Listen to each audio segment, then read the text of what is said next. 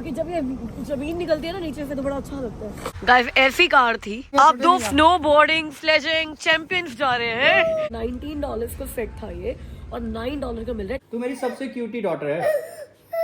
Hey guys, good morning and welcome back to the channel। भैया आज Sunday और आपको पता है ना नागपल फैमिली हमारे घर स्लीप ओवर के लिए आए थे तो it was a very good morning actually. ये छोटे छोटे बच्चे सुबह उठ गए थे।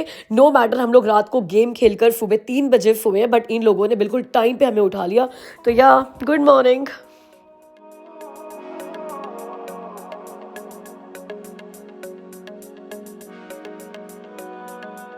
क्या मस्त केक की लेयर्स बनी हुई हैं और जो मज़ा है ना ये स्नो हटाने में, ये भी थोड़े दिनों का ही रह गया है। अब जो चीज़ अवॉइड नहीं हो सकती ना उसका मज़ा ही कह लो। मेरे को पता नहीं क्या मिल गाइस ये देखो ओंकार को स्नो देखने का इतना शौक था कि हमने तूफान ले आए हम लोग स्नो का, कि उनका दिल खुश हो जाए कि हमने स्नो देख ली। ये देखो जरा कितनी स्नो हुई पड़ी है आज, हद हुई पड़ी है क्योंकि कल रात को तूफान आया है स्नो का। भाई आजकल इतने तूफान आ रहे हैं, हर दूसरा दिन स्नो स्टॉर्म है यहाँ पे। ऐसी सॉलिड विंटर पड़ी हुई है। ये देखो जरा अमित को आधे घंटे से ऊपर हो गया स्नो साफ करते हुए और हमने सिर्फ रास्ता बनाना है। हमने ब्रेकफास्ट करने बाहर जाना था। सोच रहे थे 11 बजे रेस्टोरेंट के बाहर खड़े होंगे, वो ओपन होगा और हम लोग बाहर खड़े होंगे। 12 बज गए, हम लोग घर से निकले नहीं अभी। अमित अपना भूख लग रही है यार बहुत ज्यादा, बच्चों को भी। चलो फिर चलो। गाइस ऐसी कार थी, अब जाने के लिए उसको ऐसी कार बनानी पड़ी, इसलिए लेट हो रहे हैं हम लोग। ये देखो जरा फर्क देखो दो कारों के बीच में। केक बना पड़ा है ये आइस केक कार का। मैं हटाऊं अब शिल्पा लगी है साफ करने में। अभी मुझे कह रही थी लेट हो रहे हैं, मैं कार में बैठा हूँ और ये देखो स्नो साफ कर रही है। क्या हो गया, अब लेट नहीं हो रहे? स्लेजिंग नहीं उठाने थे। उठा लिए मैंने, उठा लिए दोनों। That's why it was taking time। तुम्हें लग रहा था मैं बाहर मस्ती कर रहा हूँ, डांस कर रहा हूँ स्नो में। दोनों उठा लिए दोनों। हाँ दोनों उठा लिए। आ जाओ यार अब शिल्पा, अच्छा, वी आर गेटिंग लेट। वो एक्चुअली इतनी पाउडर्ड स्नो है ना कि यूं करता है अभी उठा लो। हाँ चलो आ जाओ, कोई बात नहीं। तुम्हारी ये तमन्ना आकर भी पूरी हो जाएगी। आ जाओ। तब तक पाउडर रहेगी तो पाउडर रहेगी, डोंट वरी। क्योंकि जब ये जमीन निकलती है ना नीचे से तो बड़ा अच्छा लगता है। चलो गाइस राजधानी स्वीट्स पे आज छोले भटूरे और उत्पम और डोसे का नाश्ता करेंगे हम लोग। वैसे तो भैया ना जैसे कल हम लोगों ने डिनर के टाइम पर लंच किया, आज हम लंच के टाइम पे ब्रेकफास्ट कर रहे हैं। इंटरमिटेंट फास्टिंग वाले लोगों का यही हाल होता है।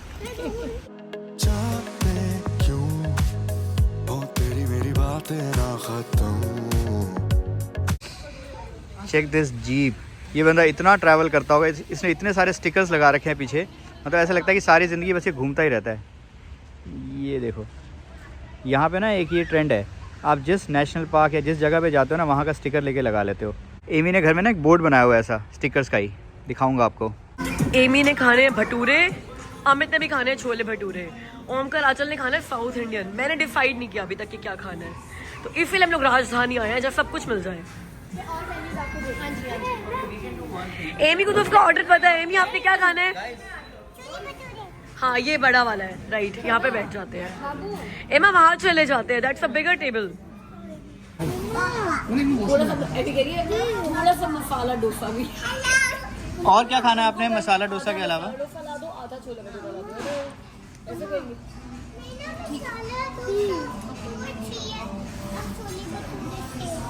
आपको क्या खाना है? तीर्थ सोच रहा है ये। बेटा मेन्यू देख लो, ये लो ये लो। What will you eat? Sweet, red sweet. Wow, he is clear. इसको पता है क्या खाना है। अरे वाह, थैंक यू सो मच। आहा, this looks yummy. Thank you very much. चलो जी, बाप बेटी का सबसे पहले आ गया। क्या बात है, आई नो राइट। या वाह, और ये मैंने हाँ खास मंगाया है ये paneer dosa, just to try कि कैसा लगता है टेस्ट में। चलो जी, एमी का भी आ गया। अच्छा हाँ, ये एमी ने मंगाया हुआ है। एमी ने मंगाया हुआ है मसाला डोसा है ना। ये नॉर्थ इंडियन रेस्टोरेंट का साउथ इंडियन खा रहे हैं। टिक्की आपको भी खा ले हम। टिक्की भी टेबल पे आ गया, उसको भी खा सकते हैं। कुछ भी खाने का देना उसको अच्छा लगेगा या नहीं लगेगा बट यूं करेगा। Is it good? देखो इधर इधर दिखाओ, इधर। ये कैसा है? कैसा है? तो इसमें ना अच्छे से पनीर करके ये इनके लिए है। कोई बात नहीं बट इतने बड़े बड़े भटूरे हैं यार। क्या बात है, क्या बात है। अब तो भाई अब मैं कैमरा रख रहा हूँ साइड पे और खाना शुरू कर रहा हूँ। शिल्पा कैमरा तुम्हें चाहिए क्या? तो गाइस हमारी स्लेजिंग टीम रेडी हो गई है। क्या ढूंढ रहे हो? कैप अरे क्या लेकर आऊँ मैं? नहीं मेरे पास था, मैंने रखा था बट मुझे मिल नहीं रही है, मैंने कहा मैं अमित को बोल रही हूँ कि भाई आंचल के पास भी नहीं है, तो अब एक काम करो, आप घर चले ही जाओ। हाँ, टूटू पास ले ही तो है आओ, घर, कोई नहीं, मैं ले आता हूँ। अब मेरे लिए भी ले आओ, आंचल के लिए भी ले आओ, टूटू के लिए भी ले आओ। भाई विंटर वंडरलैंड जब होता है ना, तो स्नो साफ करने के साथ साथ एक मजा आ जाता है। वो ये है कि बच्चों को स्लेजिंग करने को मिल जाता है। तो आज हमारा संडे ऐसे ही जाएगा, बच्चे स्लेजिंग करेंगे, हम उनकी वीडियो बनाएंगे, उनकी फोटोज लेंगे, मेकिंग मेमोरीज, है ना। Let's play. लड़ाई नहीं करनी, ओके? नहीं बिल्कुल नहीं। जय माता दी। जय माता दी, जय माता दी। हाँ, अपने आप ही जा सकते हो। पुश हाँ वो मूवी कौन सी थी जहाँ पे वो खाई में गिरा देता है लड़की को? क्या खाई नहीं है, बस खाली मैं रेफरेंस दे रहा हूँ बस। खाई मिट्टी भी बहुत सारे हैं।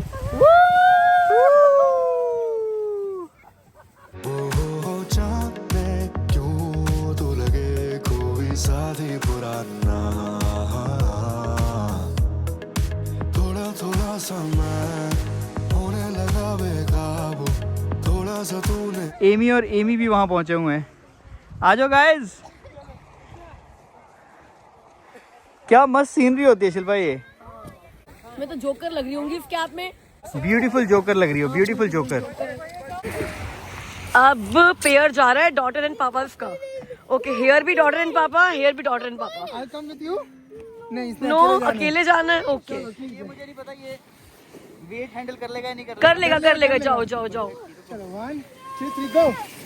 अरे यहाँ तो वो गई भाई। चलो भाई आप लोग भी जाओ।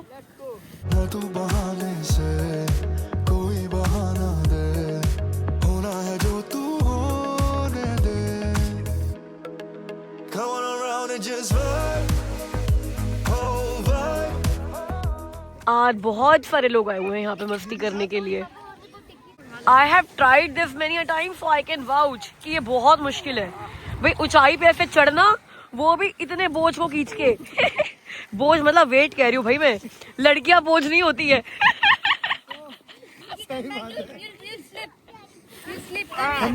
हमने एक लड़के की मस्ती देख लिया, हमको पक्का पता लड़कियां बहुत नहीं होती है, लड़कियां बहुत अच्छी होती है। चलो डन। चलो जी, हनीमून कपल एक और फ्लाइट लेने जा रहे हैं। ऐसा लग रहा है मनाली में हनीमून मनाने आए हैं। हम नए जोड़े हैं। नए जोड़ों के 2 बच्चे ये रहे। ये 2 तो इसकी बहन के लेके आए हैं। अकेले आने का मन नहीं कर रहा था हनीमून पे। अब ये नए तरीके से स्लेजिंग होएगी, लेट के, वो भी उल्टा लेट के। Tutu are you ready? Okay, it's hard. Okay 1 2 3। Amy तो रुकी गई रास्ते में। धक्का मारो। अरे ओ नहीं भाई, एमी बहुत भारी हो गई है। चलो रेडी?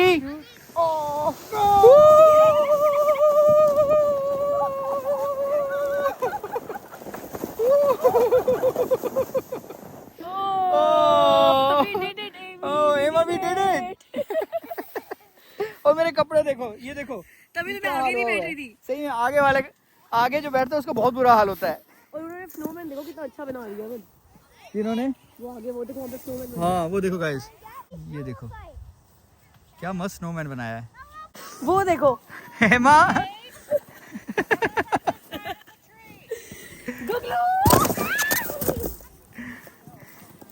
इट इज फन यार, ये तो हर हफ्ते आना चाहिए। हाँ, रफ्ती इतनी स्नो भी होनी चाहिए। करा देंगे। स्नो मेहरबान है, कल तो हो रही है। हाँ। आप 2 स्नो बोर्डिंग स्लेजिंग चैंपियंस जा रहे हैं। ओ, ज्यादा फ्रंट नहीं मारना, खड़े होकर जा रहे हो, बैठ के जाओ। अक्षय कुमार स्टाइल में ऐसे। हाँ दिख गया, अक्षय कुमार का स्टाइल दिख गया। बैठ कर जाओ भाई, बैठ कर जाओ। तो वो है कि दोनों पे एक पैर रखो। वो अच्छे तो ना ऐसे। अकेला जाना इज मोर फन। चलो हाँ 1 2 3। ओ अकेले जाना बहुत फन है यार, क्योंकि उसमें वेट कम होता है ना, तो बहुत दूर तक जाती है फर्स्ट स्लेज। तो बच्चों को अब गाड़ी में बिठा दिया है कि अब थोड़ा बड़े फन कर ले। जितना स्लाइड करके नीचे जाने में मजा आता है ना, उतनी जान निकलती है जब इतनी स्लोप पे चढ़ना पड़ता है स्लेज उठा के। How is it guys, how is it? Thank you guys for your love. हाँ पिक्चर हिट है। क्या स्टंट लगाया आप लोगों ने? वो सब बिना स्टंटमैन के करने की आदत ही हो गई है। What a beautiful weekend it was, guys. पूरे 24 घंटे जम के मस्ती करने के बाद now it's time to say goodbye to our HitFit Nagpal family, but with a promise कि बहुत जल्दी से फिर से मिलेंगे अगेन मस्ती करने के लिए। Guys, एक और महान इंसिडेंट हुआ आज। एमी का दांत टूट गया, फ्रंट टूथ। एमा कैसे लग रहा है? अब एक टूटा हुआ था, वो आया नहीं, और दूसरा और टूट गया। तो अब इतना बड़ा गैप हो गया, अभी बुड्ढी लग रही है।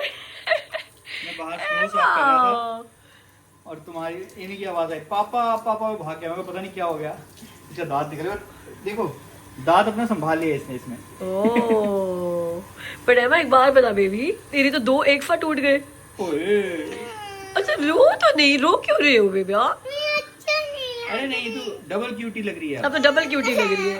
ओए मेरा बेबी, रो नहीं मेरा बच्चा।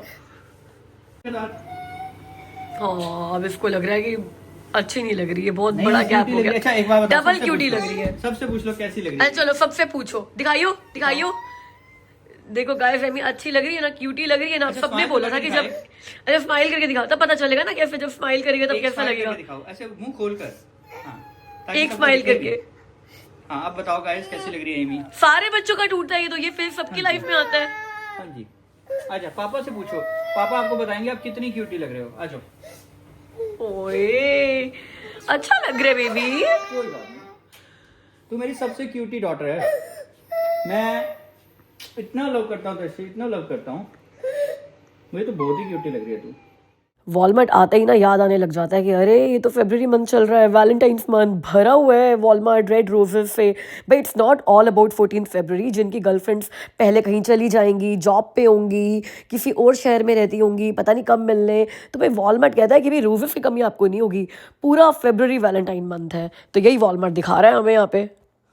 गाइस वॉलमार्ट आए थे वीकली ग्रॉसरी करने, तो यहाँ पर ना बच्चों के नाइट फूड्स पे बहुत अच्छा डिस्काउंट आया हुआ है। $19 का सेट था ये, और $9 का मिल रहा है, $10 का ऑफ है। 3 स्टाइल है इसमें एमी के साइज पे।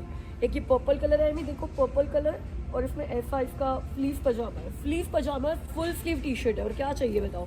एक हमें ये स्टाइल है, इसका पजामा बड़ा क्यूट लग रहा है मुझे। मेरे को वैसे भी चेक्स बहुत अच्छे लगते हैं, बट टी शर्ट मुझे पर्पल वाली ज़्यादा अच्छी लग रही है, और पजामा मुझे ये वाला ज़्यादा अच्छा। पिंक वाला दिखाना। और पिंक वाला ये है, पिंक भी वैसे चेक में है। ओके है पिंक वाला। पर्पल ही अच्छा लग रहा है। सबसे पहले यही लिया था। अच्छा वो व्हाइट वाला भी अच्छा लग रहा है यार। है ना, मेरे को ये बहुत, इसका पजामा Maybe you can बहुत buy cute both. लग रहा है। दोनों ले ले। हाँ ये दोनों अब ले लो। वैसे 2 के रेट में एक मिल रहा है। वैसे ओरिजिनली ये 19 का एक था, और अब 9 का एक मिल रहा है, तो मतलब 18 में 2 मिल जाएंगे। हाँ ये दोनों ले लो, है ना? ये पिंक वाला रख दो। हाँ ये रख देते हैं, चलो। है मैं दोनों ले ले। बेटर, इन दोनों में से बेटर कौन सा लग रहा है आपको? ये वाला ना, चलो 2 ले लेते हैं। देखा, आप 20 में 2 ले रहे थे, मैं 18 में फ्लीस वाले 2 लेकर आई हूँ। गाइस हमारे यहाँ पे एक मॉडल आ रही है जो आपको अपना नया नाइट फूड कलेक्शन दिखाएगी। We are waiting for her to come. Presenting Amy Nagpal.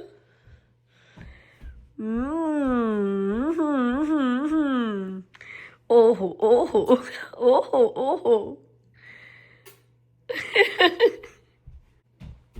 Oh, this is looking super nice. Nice, nice. Super nice. Oh, oh, oh, oh. So, did you like number 1 more or number 2 more? I like number 2 more. You like this more? Yeah. I like this more. Okay, so both are good, right? Yeah, comment down below what you like more. This is number 1, this is number 2. Okay? Okay. Guys आज ना मैं अपने client से मिला जो अभी India से नए नए यहाँ पे कनाडा में मूव हुए हैं, and they were planning to buy a house, और अभी रेंट पर रह रहे हैं। तो दे were paying around $2,500 per month as rent. तो अब उन्होंने सोचा घर लेने का, और उनको लग रहा था कि ठीक है मैं 2500 रेंट दे रहा हूँ, अगर मुझे कोई घर मिल जाता है जिसमें सेम अमाउंट की उनकी मंथली मॉर्गेज हो जाती है, तो they should actually switch from renting to buying a house. But उनसे बात करके ना मुझे थोड़ा सा आइडिया लगा कि उनको होम ऑनरशिप का ना एक्सपीरियंस नहीं है। तो मैंने सोचा चलो ठीक है उनके साथ बात करते हैं, और वही जो बात मैंने उनसे करी, आई थॉट कि मैं आप लोगों को भी बताता हूँ, because that could be useful for many of you who are planning to buy a house. जब आप रेंट पर रह रहे होते हैं ना और जब आप घर लेते हो, तो उन दोनों चीज़ों में ना कुछ मेजर डिफरेंसेस आ जाते हैं।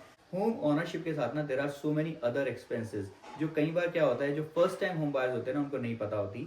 तो उसमें जो सबसे मेजर एक्सपेंस आता है वो होता है प्रॉपर्टी टैक्स का, क्योंकि आप जो भी घर लेते हो ना, अब आप उसको ओन करते हो, तो उस घर के लिए जो सिटी है वो एक टैक्स चार्ज करती है। वो जो टैक्स है वो आपने पे करना है as a person who is renting a home. आपको उसका कभी पता भी नहीं होता, क्योंकि वो जो जिसका घर होता है, जो लैंडलॉर्ड होते हैं, वो पे करते हैं।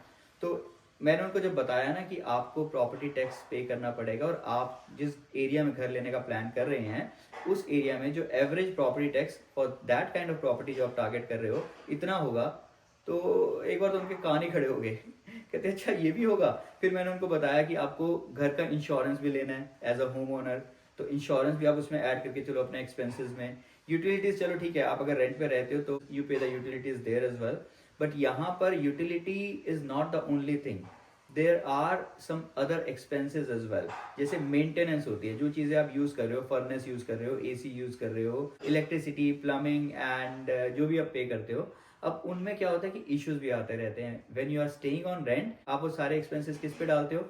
लैंडलॉर्ड के ऊपर। कुछ प्रॉब्लम हुई, आपने उनको कॉल किया। जैसे यहाँ पर इस घर में आई रिमेंबर अभी थोड़े दिन पहले ना हमारे ऊपर वॉशरूम से कुछ लीकेज शुरू हो गई थी। अब पहले तो पता ही नहीं चल रहा था कि लीकेज हुई कहाँ से, तो that's why I had to call a plumber. Plumber आया, उसने चेक किया, उसने बताया कि ये लीकेज है, and then he sorted it out, and I paid $200 to that plumber, क्योंकि उन्होंने अपना विजिट का चार्ज करना होता है। सेम थिंग जो ब्रैम्पटन में हमारा घर है ना, जो रेंटल प्रॉपर्टी है, वहां पर हुई थी, और जो टेनेंट्स है उन्होंने मुझे कॉल किया कि ठीक है ये प्रॉब्लम होगी, आप आओ। अब डेफिनेटली मैं नहीं गया था, मैंने किसी प्लम्बर को भेजा वहां पर, बट हाँ वहां पर भी ऐसे कुछ इशू हुआ, लीकेज हुई, वो प्लम्बर गया, उसने जाके ठीक किया। अब वो जो $200 वहां पर लगे ना, वो भी मेरी पॉकेट से लगे। तो इस तरह के जो छोटे मोटे एक्सपेंसेस है ना, हर 3-4 महीने 6 महीने में ऐसा कुछ ना कुछ एक्सपेंसेस आए रखते हैं। तो यूटिलिटीज पे करने के अलावा when you own a property, आपको वो भी पे करना है। चलो अब आपको ना एक आइडिया देता हूँ, अगर आप घर बाय करने का सोच रहे हो ना, तो क्या चीजें आपने जरूर से जरूर देखनी है। एक तो देखो प्रॉपर्टी टैक्स का बहुत बड़ा रोल है। अब जैसे जितना बड़ा घर लोगे उतना ज्यादा प्रॉपर्टी टैक्स होगा, जितने पॉपुलेटेड एरिया में लोगे उतना कम प्रॉपर्टी टैक्स होगा। जैसे हमारे पास अभी 2 घर हैं, ब्रैम्पटन वाला जो घर है ना उसका प्रॉपर्टी टैक्स कम है, इस घर का प्रॉपर्टी टैक्स बहुत ज्यादा है। नॉट बिकॉज ये घर बड़ा है, डेफिनेटली घर बड़ा है इसलिए तो प्रॉपर्टी टैक्स ज्यादा होना ही था, बट अनदर रीजन इज जो दुरम एरिया है ना, इसमें प्रॉपर्टी टैक्सेस ज्यादा है क्योंकि यहाँ की पॉपुलेशन कम है। तो जितने कम लोग होते हैं ना किसी सिटी में, जितना उस सिटी को मेंटेन करने का जो गवर्नमेंट का बजट होता है, जो सिटी का बजट होता है, वो उतने लोगों में डिवाइड होता है, उतने हाउस होल्ड्स में डिवाइड होता है, उसके अकॉर्डिंग प्रॉपर्टी टैक्सेस बनते हैं। तो इसीलिए दुरहम रीजन में प्रॉपर्टी टैक्सेस बहुत ज्यादा है। दुरहम रीजन में घरों की वैल्यू कम है, डेफिनेटली वैल्यू कम है, but at the same time ये सोच के चलो कि प्रॉपर्टी टैक्स आपको ज्यादा पे करना पड़ेगा। अब एक और चीज जो होती है, कई बार क्या होता है कि हम जो घर ले रहे हैं those are not freehold properties. कई बार क्या होता है वो कम्युनिटीज में होते हैं, जिनको हम कॉन्डोमिनियम्स भी बोलते हैं, कॉन्डो टाउन हाउसेज भी होते हैं, कॉन्डोमिनियम हाई राइज बिल्डिंग्स भी होती हैं। तो आप उनमें अगर घर लेते हो, apart from your mortgage, apart from your property tax, your home insurance, another thing which comes, that is आपको कॉन्डो फी पे करनी पड़ती है उन चीज़ों को मेंटेन करने के लिए। जो कॉमन एलिमेंट्स होते हैं ना उन प्रॉपर्टीज में, उन एरियाज में, जैसे मान लो एक कॉन्डो टाउन हाउस आपने लिया, अब वो घर तो आपका ही है, टाउन हाउस आपका है, आप उसमें रह रहे हो, उसमें और तो कोई रह नहीं रहा, बट जो बाहर वाला जो उसका आपका फ्रंट यार्ड है और जो रोड्स वगैरह है उनमें स्नो रिमूव करनी है, इन सब चीज़ों के लिए एक मैनेजमेंट बनी होती है जो ये सारी चीज़ों को मेंटेन करती है, और उसके लिए वो आपसे फी चार्ज करते हैं। और ये जो फी है ना, ये ऐसा नहीं है कि सेम ही रहती है। आपने एक बार जब बाय किया उस टाइम आपको पता चला कि मान लो कॉन्डोमिनियम फी जो है वो $400 पर मंथ की है, हो सकता है अगले साल वो 500 हो जाए, उससे अगले साल 600 हो जाए। तो डिपेंडिंग ऑन क्या क्या वो अमेनिटीज दे रहे हैं, क्या बेनिफिट्स दे रहे हैं, और कितने फंड्स की जरूरत है, उसके according they just divided between the people who are living in that condominium building. तो ये भी एक चीज़ है जो आपको बिल्कुल ध्यान रखने की जरूरत है।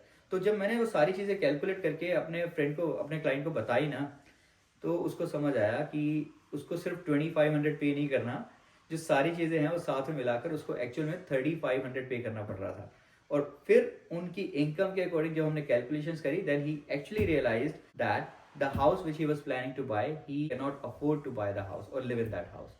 तो गाइज ये एक ना क्वेश्चन मैं हमेशा अपने क्लाइंट से पूछता हूँ और उनको समझाने की कोशिश करता हूँ कि जो घर आप बाय करने का प्लान कर रहे हैं या जिस घर को आप अपना ड्रीम होम समझकर उसमें रहने का प्लान कर रहे हैं, can you actually afford that house और नॉट। चलो गाइज, मुझे लगा कि मुझे आपसे ये बात शेयर करनी चाहिए, तो इसलिए मैंने आपसे शेयर कर दी ये बात। अगर आपको ये वीडियो अच्छी लगी हो तो वीडियो को लाइक कर देना, चैनल को सब्सक्राइब कर देना। अब मिलते हैं आपसे अगली वीडियो में, तब तक के लिए अपना ध्यान रखना। बाय।